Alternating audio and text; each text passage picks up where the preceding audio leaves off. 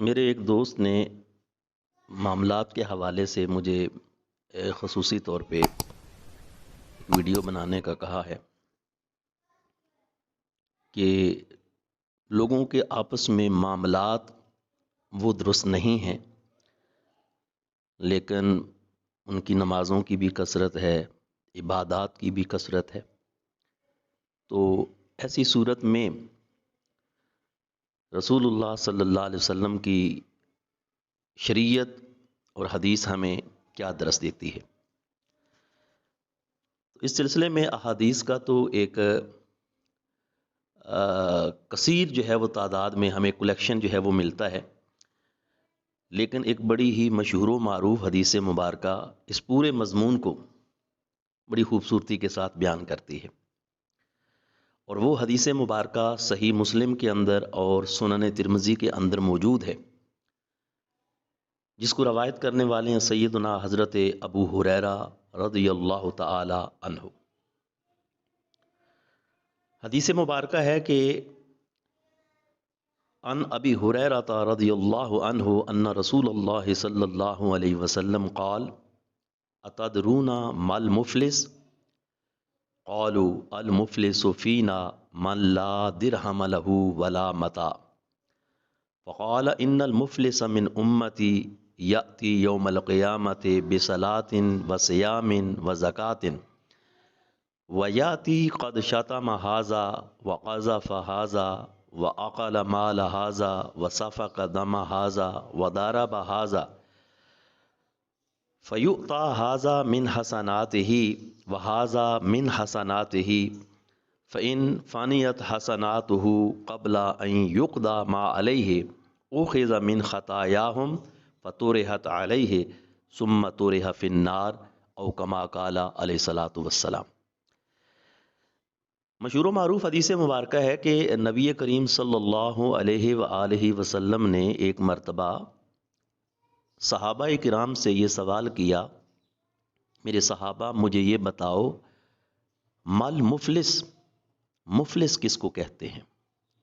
غریب کس کو کہتے ہیں؟ مفلس، نادار۔ قالوا المفلس فینا من لا درہم له ولا متاع۔ صحابہ کرام نے جواب دیا، اللہ کے پاک پیغمبر، مفلس وہ ہے جس کے پاس مال و متاع نہیں ہوتا۔ اور ظاہر بات ہے ہم سے بھی اگر کوئی اس سلسلے میں سوال کرے کہ مفلس کون ہے، تو ہمارے ذہنوں میں بھی فوری طور پہ یہی جواب آئے گا کہ جس کے پاس مال و متاع نہیں ہے وہ مفلس ہے۔ حالانکہ یہ مفلسی عارضی مفلسی ہے۔ دنیا میں کئی ایسے لوگ ہیں جن کے پاس صبح کے وقت پیسے نہیں ہوتے لیکن شام کے وقت پیسے آ جاتے ہیں۔ وقت کے ساتھ ساتھ یہ دنیا کی امیری، غریبی، مفلسی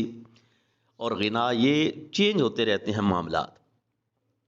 تو اس لیے اس کی کوئی ویلیو نہیں ہے کہ اس کے اوپر انسان فوکس کرے کہ فلاں مفلس ہے اور فلاں بڑا امیر ہے۔ بہرحال نبی کریم صلی اللہ علیہ وآلہ وسلم نے جب سوال کیا تو صحابہ نے اپنی دانست کے مطابق یہ جواب دیا کہ جس کے پاس مال و متاع نہیں ہے وہ مفلس ہے۔ نبی کریم صلی اللہ علیہ وسلم نے ارشاد فرمایا، ان المفلس من امتی یاتی یوم القیامت بصلاۃ وصیام وزکاۃ۔ فرمایا نہیں، میری امت کا مفلس اور نادار وہ شخص ہے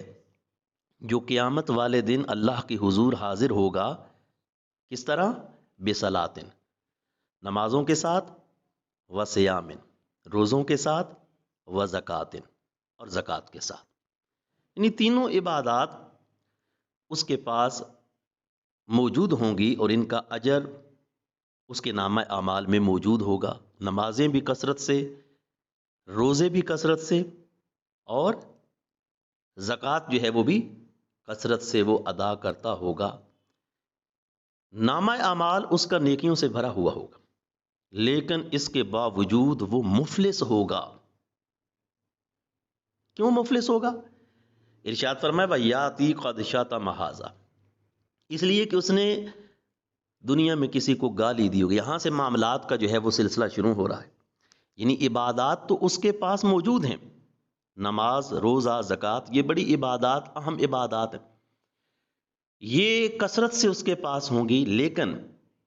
قد شتم ھذا، کسی کو گالی دی ہوگی، وقذف ھذا، کسی پر تہمت لگائی ہوگی، واکل مال ھذا، کسی کا مال کھایا ہوگا، وسفک دم ھذا، کسی کا خون بہایا ہوگا، قتل کیا ہوگا، وضرب ھذا، اور کسی کو ویسے مارا پیٹا ہوگا، بازو توڑ دیا ہوگا، سر پھوڑ دیا ہوگا۔ اب دیکھیے یہ معاملات ہیں سارے، ان کا تعلق دوسروں کے ساتھ ہے، جس کو ہم حقوق العباد بھی کہتے ہیں۔ تو دوسروں کے ساتھ معاملات جب بندے کے خراب ہوں، ولا وہ زبان کے ذریعے سے خراب کیے جائیں، یعنی تہمت لگا کے، گالی دے کے، یا کسی کا مال ناحق طریقے سے کھایا جائے، مال کے اوپر قبضہ کر لیا جائے، زمین کے اوپر قبضہ کر لیا جائے، کوئی بھی ایسی چیز کہ جس میں ایک انسان اپنے معاملات کو خراب کرتا ہے لوگوں کے ساتھ، خون بہا کر، مار پیٹ کر، گالیاں دے کر، تہمتیں لگا کر، یا کسی کو برا بھلا کہہ کے، ان تمام صورتوں میں اس کی نمازیں، روزے، زکوٰۃ، یہ کیا کر دیں گے؟ اس کو مفلس بنا دیں گے۔ آخرت میں امیر وہی ہوگا نا جس کے نامہ اعمال نیکیوں سے بھرے ہوئے ہوں گے۔ یہ بندہ بھی جب گیا تھا، اس کے پاس بھی نیکیوں کا انبار تھا، نمازوں کے، روزے، حج، زکوٰۃ، ایک کلیکشن تھا اس کے پاس، لیکن غریب کیسے بنا، مفلس کیسے بنا؟ کہ دوسروں کے ساتھ اس کے معاملات درست نہیں تھے، کبھی زبان غلط چلاتا گالیاں دے کر، کبھی کسی پر تہمت لگا دیتا، الزام لگا دیتا، بہتان اور اتہام تراشی جو ہے اس سے کام لیتا، کبھی کسی کا مال کھا لیتا، کبھی گولی چلا دیتا، کسی کا خون بہا دیتا، قتل کر دیتا۔ یہ ہیں تمام معاملات جو اس نے دنیا میں لوگوں کے ساتھ خراب کیے ہوئے تھے۔ اب جب اس حال میں وہ نمازیں، روزے، زکوٰۃ لے کر آئے گا تو حضور فرماتے ہیں کوئی فائدہ نہیں، وہ تو مفلس ہے، اس لیے کہ جن لوگوں کے ساتھ اس نے دنیا میں معاملات خراب کیے تھے، بدتمیزیاں کی تھیں، وہ قیامت والے دن اللہ کے حضور جب اپنا حق مانگنے کے لیے حاضر ہوں گے تو اللہ رب العزت فرمائے گا کہ ان نیکوکاروں کی ساری نیکیاں حقداروں کے اندر تقسیم کر دو، حقداروں کے اندر نیکیاں کیا کر دو؟ تقسیم کر دو۔ جو نماز، روزے، زکوٰۃ کی نیکیاں ہیں یہ ساری کی ساری کدھر کر دو؟ حقداروں میں تقسیم کر دو، جن کے ساتھ معاملات ان کے خراب تھے، انہوں نے دنیا میں ان کے ساتھ زیادتیاں کی تھیں، ان کے ساتھ معاملات ان کے درست نہیں تھے، تو یہ ساری نیکیاں ان لوگوں کے اندر تقسیم کر دو، ساری نیکیاں تقسیم ہو جائیں گی، لیکن ابھی حقدار اور بھی ہوں گے، کیونکہ دنیا میں انہوں نے کئی لوگوں کے ساتھ، ہزاروں لوگوں کے ساتھ معاملات خراب کیے ہوں گے، نیکیاں تو کچھ لوگوں میں تقسیم ہو گئی، اب باقی مانگ رہے ہیں کہ اللہ ابھی تو اس نے میرا فلاں حق دینا ہے، فلاں حق دینا ہے، فلاں میرا معاملہ خراب کیا تھا، فلاں زیادتی کی تھی، تو اللہ پاک فرشتوں کو حکم دے گا کہ اب ایسا کرو، اس بندے کے جو گناہ ہے نا، جو حقدار ہے، اس کے گناہ اس دوسرے کے کھاتے میں ڈال دو، جو بڑا نیکوکار نماز، روزے، زکاتیں کرتا تھا نا، اس کے گناہ اٹھا کے ادھر دو، ٹوٹلی طور پہ الٹرنیٹ ہو جائے گا معاملہ، ان کی نیکیاں ادھر اور حقداروں میں تقسیم ہو جائیں گی، اور حقداروں کے جو گناہ ہیں وہ ان معاملات خراب کرنے والوں کے نامہ اعمال میں ڈال دیے جائیں گے۔ اس کے بعد حضور علیہ السلام ارشاد فرماتے ہیں ثم طرح فی النار، پھر اس بندے کو گھسیٹ کر آگ کے اندر پھینک دیا جائے گا۔ تو بھئی یہ ایک حدیث پاک اگر اس کو ہم توجہ سے سن لیں اور سمجھ لیں تو معاملات وہ درست ہو سکتے ہیں، اس لیے کہ نماز، روزہ، زکوٰۃ یہ ایک انسان کا اپنا فعل ہے،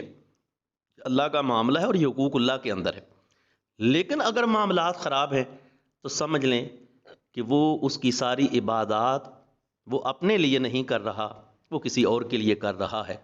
اول تو ہمارے پاس نیکی ہے ہی کوئی نہیں، تو کتنی بڑی حماقت ہے کہ جو نیکیاں ہم اس مشکل وقت میں کرتے ہیں، قیامت والے دن وہ نیکیاں بھی ہم سے کوئی اور لے کر چلا جائے تو اس سے بڑی اور کوئی حماقت ہو نہیں سکتی۔ اللہ ہم سب کو عمل کی توفیق عطا فرمائے۔